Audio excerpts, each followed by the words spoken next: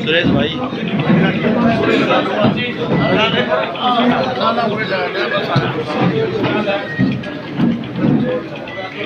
जो भाई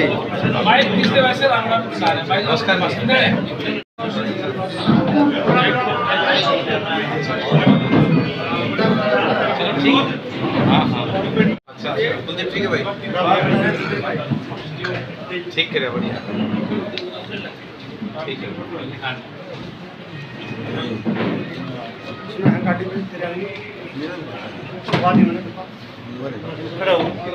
भाई।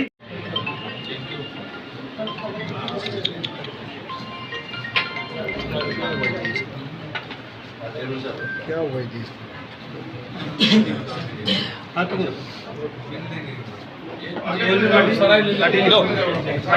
कैसे दे दो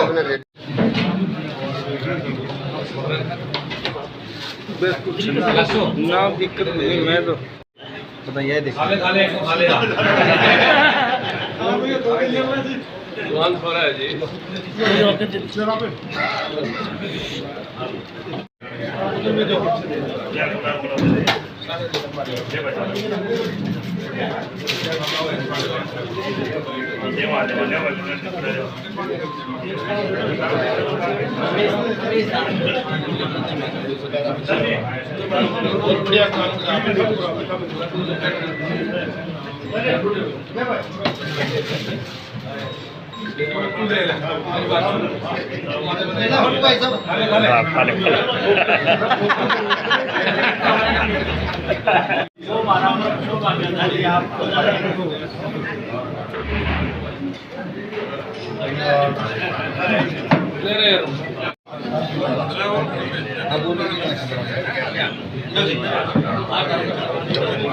क्या भाई आगे नहीं भाई।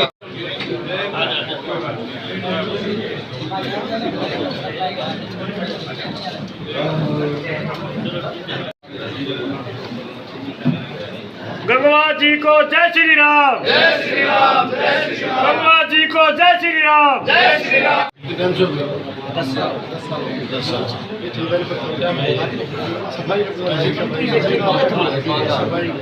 ये मार्केट कमेटी में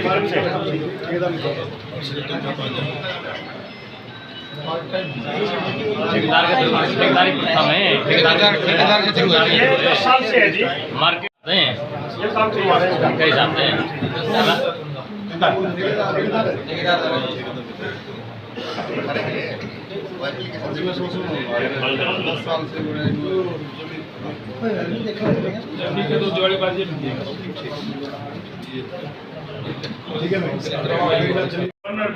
सारा चुका छोड़ गया, आपके गलत पूरा काम करें कि कहीं भी आप देखी नहीं होगी।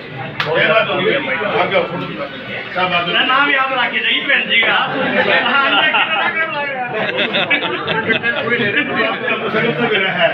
है पूरा काम आगे आगे पूरा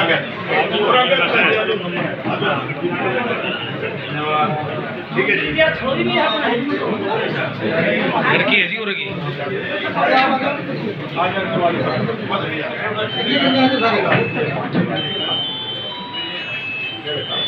इन्होंने पूरे 19 बार सुना पूरी ठीक है।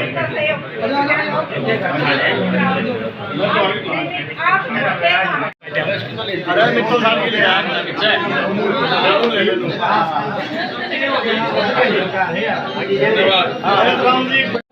अभी तक तो क्योंकि सरकार का गठन होना था, फिर मंत्रिमंडल का विस्तार आ गया, अब ये त्योहार आ गया और एक बार अधिकारियों को मीटिंग लेनी होती है सारी, वो सारा सिस्टम अब करके दिवाली के तुरंत बाद में जो हमारा मुख्य उद्देश्य है कि हमने बरवाड़ा का विकास करना है, बरवाड़ा हल्के का विकास करना है, बरवाड़ा शहर के जो समस्याएं हैं उनको दूर करना है। आप लोगों के बीच में बैठ करके आपसे पूछ करके और अधिकारियों को दिशा निर्देश दे करके उसको ठीक करने का काम हम करेंगे सारे। तो आप सबको एक बार फिर से दिवाली की बहुत बहुत हार्दिक शुभकामनाएं। चुनाव के अंदर बहुत आप लोगों ने, मेरे ख्याल बहुत से ऐसे साथी बैठे हैं जिन्होंने चुनाव तो मैं लड़ रहा था, मेरे से भी ज्यादा मेहनत आप लोगों ने करने का काम किया। उसके लिए भी सभी साथियों का बहुत बहुत धन्यवाद। विशेष रूप से माताओं बहनों का भी, इनके नेतृत्व के अंदर रात को 11-11 बजे तक भी कहीं धर्मशाला में, मोहल्ले में और में सारे जो है महिलाएं बैठी रहती थी। तो सारे साथियों का तहे दिल से आभार व्यक्त करता हूँ और आपको फिर मैं यही विश्वास दिलाता हूँ कि इस दिवाली के तुरंत बाद में हम अपना कार्य जो है वो शुरू करेंगे। सरकार ने अपना कार्य शुरू कर दिया है।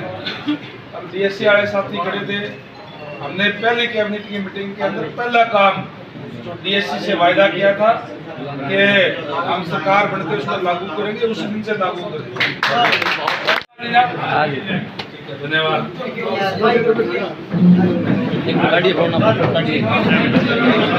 केला दे देता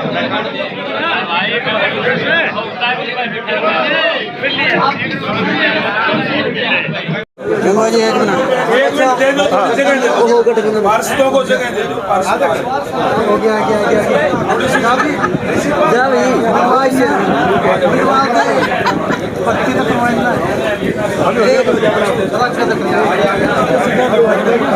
अरे आगे कोई रह गया, साइड में आ जाओ। मैं सभी बरवाड़ा हल्का निवासियों, पूरे प्रदेशवासियों को दीपावली की बहुत बहुत हार्दिक शुभकामनाएं देता हूं। परमपिता परमात्मा से प्रार्थना करता हूं कि दियों का त्यौहार हम सब के जीवन के अंदर, हम सब के घरों के अंदर नई रोशनी लेकर के आए।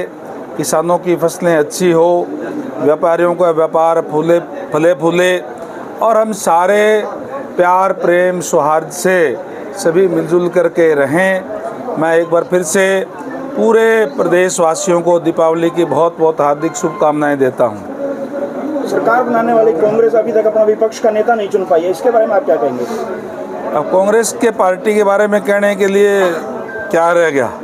कांग्रेस कोई पार्टी नहीं है। हमने तो पहले ही चुनाव में भी कहा था, कांग्रेस अलग अलग गुट है और अलग अलग गुट के कारण कांग्रेस जिसने लंबे समय तक इस प्रदेश के अंदर, देश के अंदर राज करने का काम किया, उसकी हालत ये है और आने वाले समय के अंदर कांग्रेस की हालत और ज़्यादा ख़राब होएगी, क्योंकि अलग अलग गुटों में बटी हुई है, उनका कोई तालमेल नहीं है।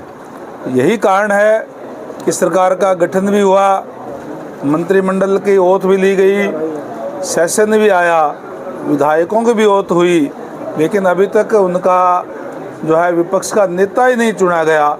ये इससे ज़्यादा और स्पष्ट और क्या होगा कि एक अलग अलग कोई कांग्रेस पार्टी नहीं है, बल्कि अलग अलग गुट है।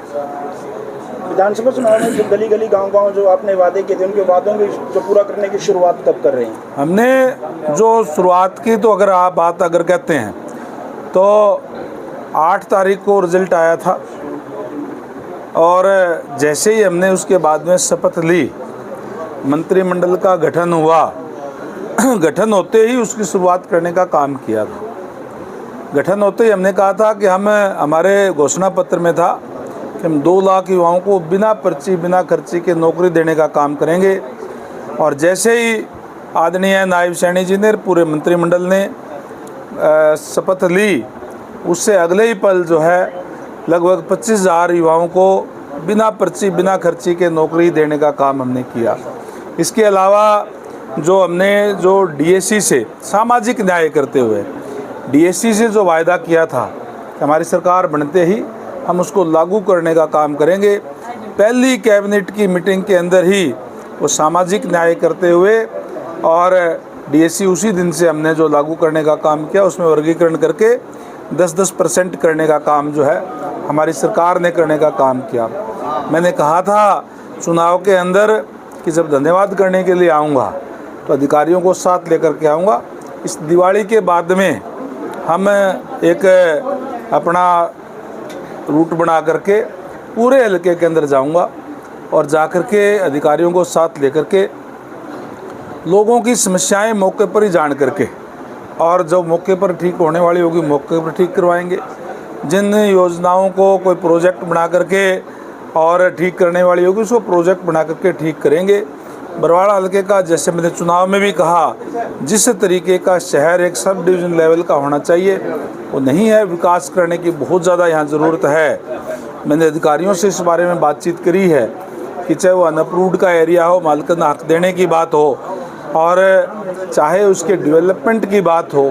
अभी हम हो सकता है इसके अंदर, क्योंकि एक प्रोसीजर के अंदर जो डाल करके कोई महीना लगे, 2 महीना लगे, 3 महीना लगे, लेकिन आने वाले समय के अंदर आप देखोगे एक अच्छी डेवलपमेंट बरवाड़ा के अंदर, शहर के अंदर हुई है।